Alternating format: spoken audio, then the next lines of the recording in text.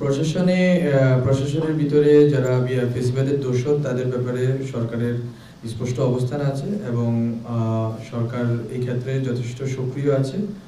যে কিভাবে ফেসিবাদের যারা দোষর ছিল তাদেরকে কিভাবে শাস্তির আওতায় আনা যায় এবং তারা যদি যে অপরাধ করেছে অপরাধের শাস্তির আওতায় আনার ব্যাপারে সরকারের স্পষ্ট অবস্থান আছে। তো আমরা মনে করি যে সরকার ক্ষমতা দায়িত্ব গ্রহণের দ্বিতীয় মাস এবং এই সময়ের ভিতরে সরকার অনেক জায়গাগুলোতে মূলত আইন শৃঙ্খলা পরিস্থিতি এবং বাংলাদেশের যে বিদ্যমান যে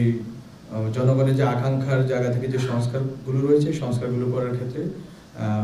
প্রায়োরিটি দিচ্ছে। অ্যাট দ্য সেম টাইম অ্যাডমিনিস্ট্রেশনে যেই জায়গাতেই যেখানেই ফেসিবাদের দোষররা সক্রিয় ছিলেন তাদের অনেকেই আপনারা দেখবেন যে অলরেডি অনেকেই গ্রেপ্তারের ব্যবস্থা করা হয়েছে, অনেকের নামে মামলা আছে, অনেকের বিরুদ্ধে মামলা অনুযায়ী গ্রেপ্তারের পরবর্তীতে বিচার বা পরবর্তী কার্যক্রম চলমান আছে। আমরা আশা করি যে এবং এটা আমাদের জায়গা থেকে স্পষ্ট অবস্থান যে আমরা প্রায় প্রশাসনের বাইরে দলীয়ভাবে যেখান থেকেই গণহত্যার সাথে জড়িত ছিল এবং ফেসিবাদের দোষর হিসেবে ভূমিকা রেখেছে তাদের সবাইকেই বিচারের আওতায় আনা হবে এবং ধীরে ধীরে সবাইকেই সঠিক মামলা এবং তদন্তের ভিত্তিতে শাস্তির আওতায় আনা হবে। এটা আমাদের স্পষ্ট অবস্থান।